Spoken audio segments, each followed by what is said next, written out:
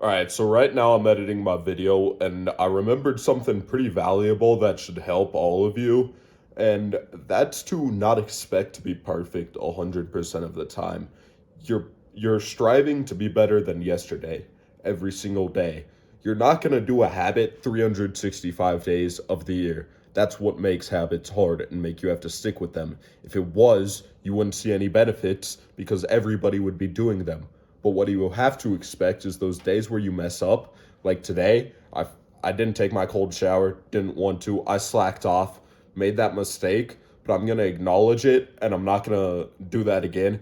Next month, I'm gonna get rid of this day and I'm gonna be better next month. So I don't want it to snowball all of your goals because a lot of people expect to be perfect. Like go on a no fap streak, they fap once and it snowballs their goals completely. So right now, even though I messed up, I'm still spending my morning editing my YouTube video, reading my book unscripted, and sipping on some coffee and learning that. But today I got bench, and I think you guys are going to enjoy the weight I'm doing on bench. So let's get into that. I started off with deadlift.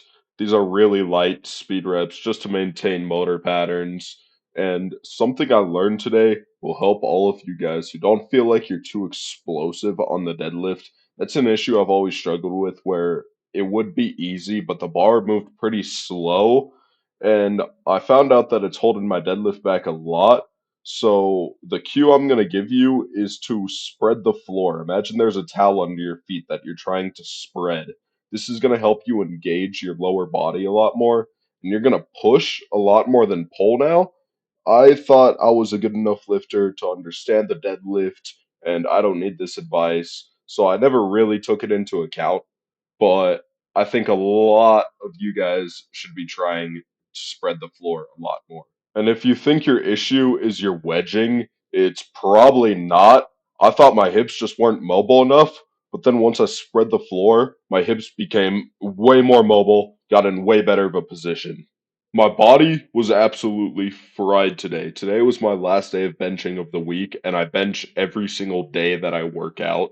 So I was very fatigued muscularly, not my central nervous system.